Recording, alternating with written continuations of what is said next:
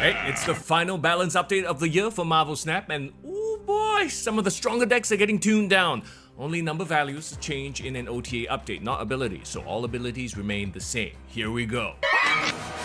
Professor X has always been a staple of the lockdown archetype, and in recent months with Ms. Marvel, Blob, and combined with Alioth has been very active in the metagame. Well, you're gonna have to work harder to hold those Professor X lanes now, cause Charles is going from a 5-3 to a 5-1, making cards like Jeff and Claw more important in your lockdown decks. You had to know this was coming, right? You got this wolf jumping around the board, getting to crazy power values. The question was, how would they nerf Werewolf by Night? Well, he goes from a 3-3 to a 4-4, which takes a very strong tool out of the Surfer archetype. Also, playing Werewolf one turn later definitely makes it harder for him to scale up. He does get one more power, but nah, this is definitely a nerf. Now joining the Surfer Club, though I don't know if she fits in the Surfer shell, Black Widow goes from a 2-1 to a 3-3. One of the stronger meta decks that also included Werewolf, by the way, uses a bounce package with Widow, so you get to fire off that Widow's Bite twice. And that's pretty frustrating, so they've made it harder to pull off. Widow also doesn't work with Ravonna anymore, since she's now 3 power. Marta came in low, and so she needed this 1 point of power, going from 1-4 to 1-5, and honestly, I think we might just see more Marta play because of it.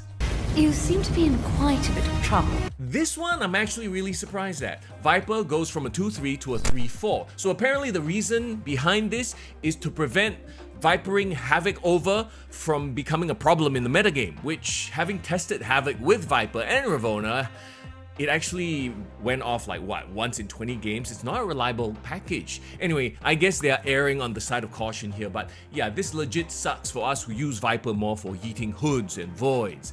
I'm still not convinced that the Viper Havoc combo is a reliable one, and after this change, well, it's even less reliable.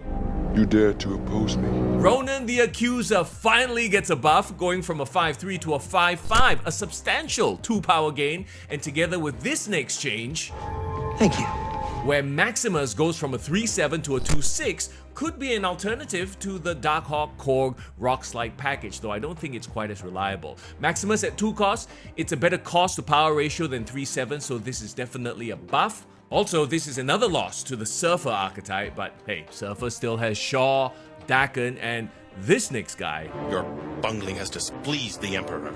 Gladiator, who gets a 1 power buff and is now a 3-8. There's your Maximus replacement.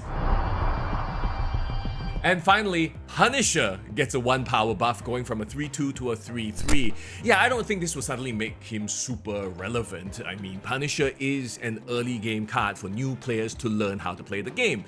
Should make him more fun in the early game, but you're not gonna play him for the long run.